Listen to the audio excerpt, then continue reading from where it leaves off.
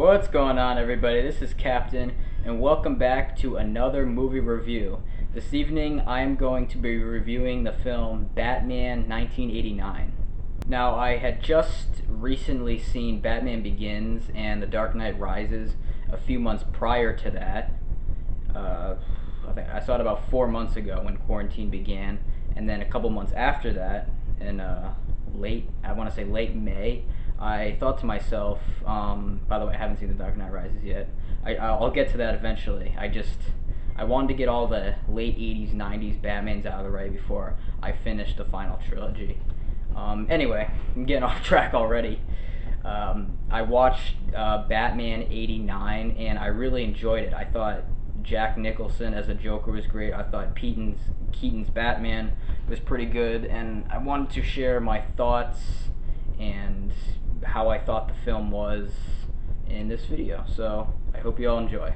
So the film kicks off with Danny Elfman's Batman theme. I thought it was so epic. You know, it's got like a nice kick to it. It's got finesse, and it just, you know, it gets you prepared for what's about to come as, you know, the credits roll through. It's my favorite theme song.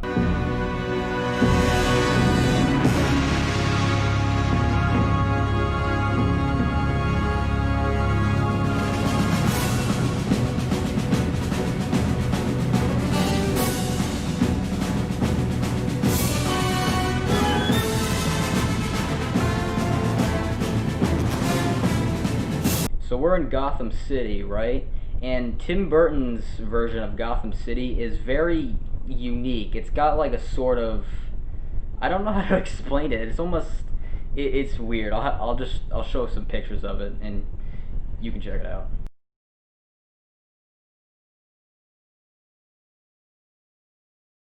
So there's a father, mother, and son in Gotham City, and you know, they're trying to get a taxi from a movie theater, and you know, there's people hustling, bustling to get a taxi as quick as possible. You know, they're trying to, you know, just file out of there as quick as possible. It's late at night.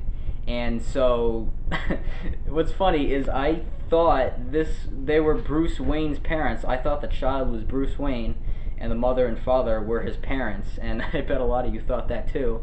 And you know, these two robbers come along and they're like, okay, give me your money, wallets, whatever that was. And nobody died, but they did end up being robbed, these two robbers. And they're kind of talking, they're talking about a bat, like they're saying, nah, there's no way the bat's real, it's just a rumor. And just as they say that, Batman comes swooping in and gives his introduction. What are you? I'm Batman.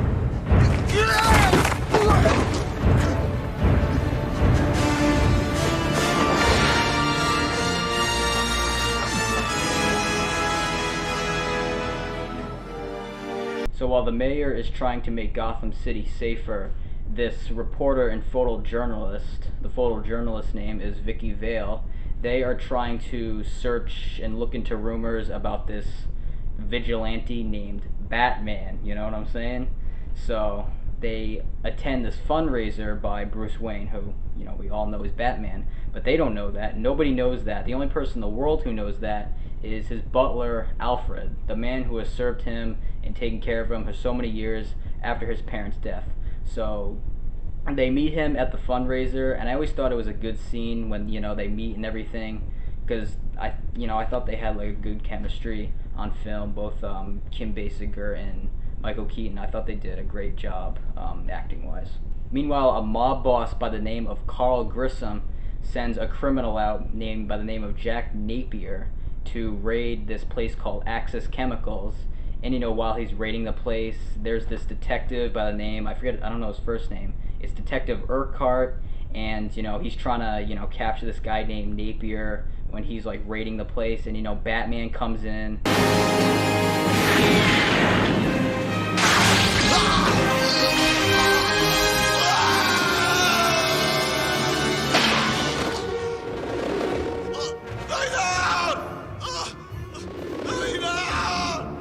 Comes in, he fights Jack, and he ends up tossing him into a vat of chemicals.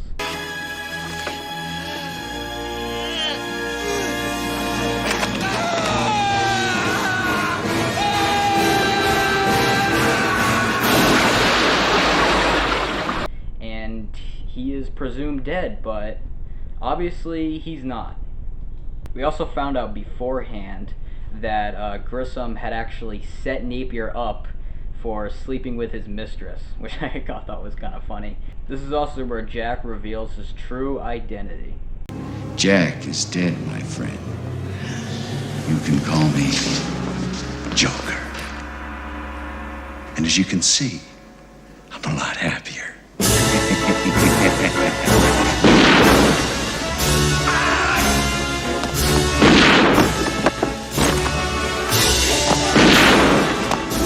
That's right, folks. He is the Joker. He's got, his bright green hair. He's got, the disfigured face and whatnot. He's got, like, the white skin, really creepy looking, but also it kind of has, like, a more, like, cartoonish look to it, but I still thought it was pretty good. And once again, the awesome soundtrack comes in with the waltz to the death part. I always thought that was awesome. Jack Nicholson did an awesome job as the Joker. He's not my favorite Joker. Heath Ledger is my favorite Joker, but he comes close. Wait till they get a load of me.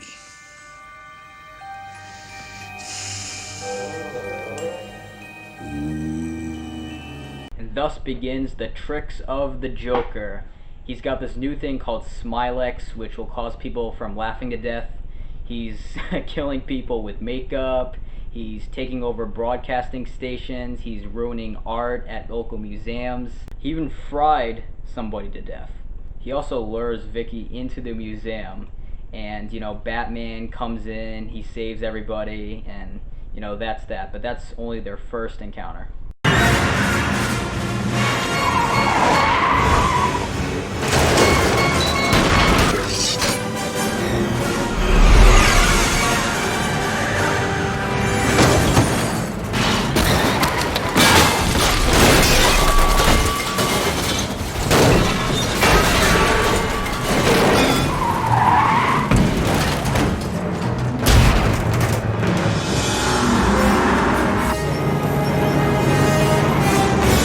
So Batman brings Vicky back to the Batcave, and they're both trying to come up with solutions on how they can avoid the makeup and all the toxins from being spread all over Gotham City, because it's already killed like 13 people or something.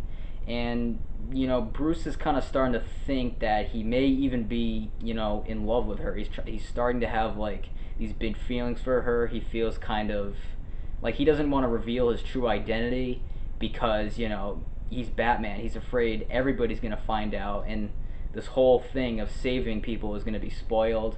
But then, he also has these big feelings for her, so he wants to reveal his true self because he thinks she's special. He actually decides that maybe he will reveal himself to her, and he visits her apartment, I believe, the following night, only to be interrupted by Joker. Her, ruins everything and has some funny quotes.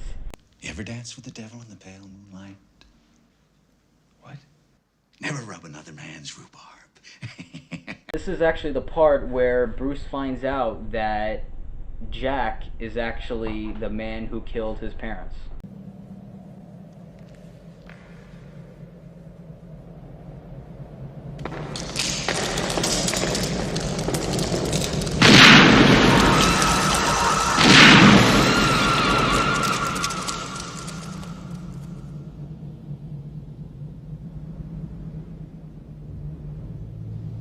Tell me, kid, you ever dance with the devil by the pale moonlight?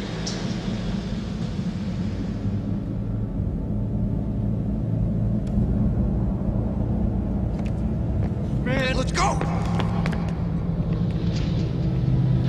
Let's go, Jack!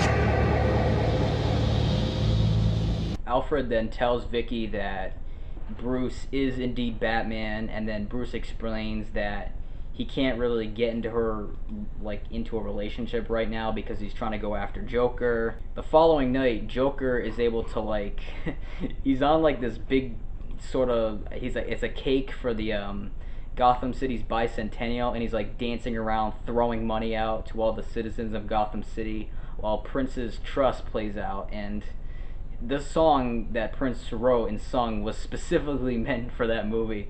So I always thought it was funny to see like Nicholson like dancing around, like throwing money with dressed as the Joker. I always get like a really big kick out of that.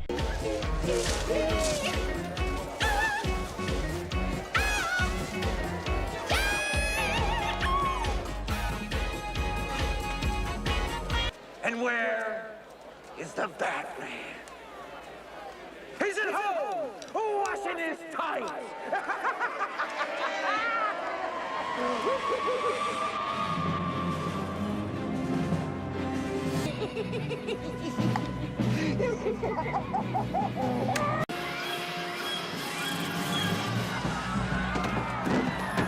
Meanwhile, the Batwing is trying to stop Joker, and he's able to, you know, take down some of the balloons, and he has a clear shot at him, but for some reason, inexplicably, he actually misses him. And I'm not sure why. It was kind of like that scene in Dark Knight where the Joker is like saying, hit me, and Batman doesn't want to hit him because he wants to take him to jail, and he's, you know, he's not quite, you know, ballsy enough to do that. Not that Batman doesn't have balls or nothing like that. It's just that, you know, he couldn't. He wanted to take him to jail. But it was different in this scene. It was like, why the hell did he miss? I never really understood that. But anyway, Batman is actually shot down from the Batwing, and, you know, he crashes into this cathedral where the Joker takes Vicky. You know, they start running up the steps, and, you know, Batman's chasing him down, and he almost gets killed a couple times by the Joker's crooks. You know, brawl ensues. It's pretty awesome, and then they finally reach the top of the building.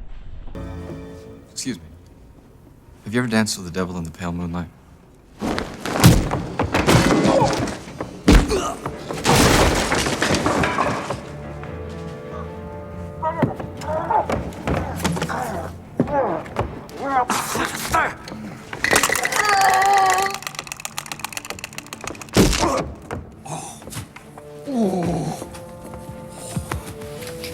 You killed my parents.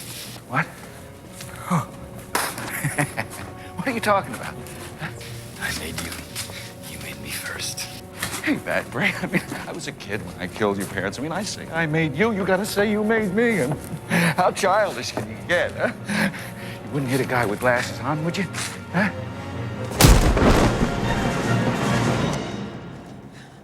And so the Joker knocks both Vicky and Batman off the cathedral. You know, well, not literally. They're hanging on for dear life. Joker's, you know, he's fooling around with them. He's like trying to step on their hands until a chopper comes hovering just above them, and, you know, that's Joker's ride. Some goons are gonna pick him up, and they put a ladder down for him to climb up. And just as he grabs onto the ladder, Batman actually pulls out his grappling hook, is able to latch it onto a gargoyle, which latches on to the Joker's foot, and then he finally, you know, he falls all the way down, he plummets to his death. And I always thought this scene was funny.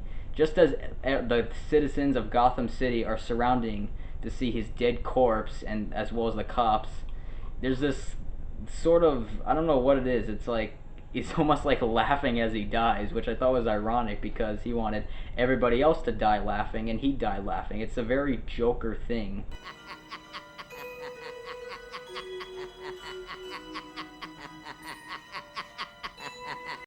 And so the film ends with Batman and Vicky planning on having a date at Wayne Manor, when we find out that there is one way that you can call Batman, and that's the bat signal.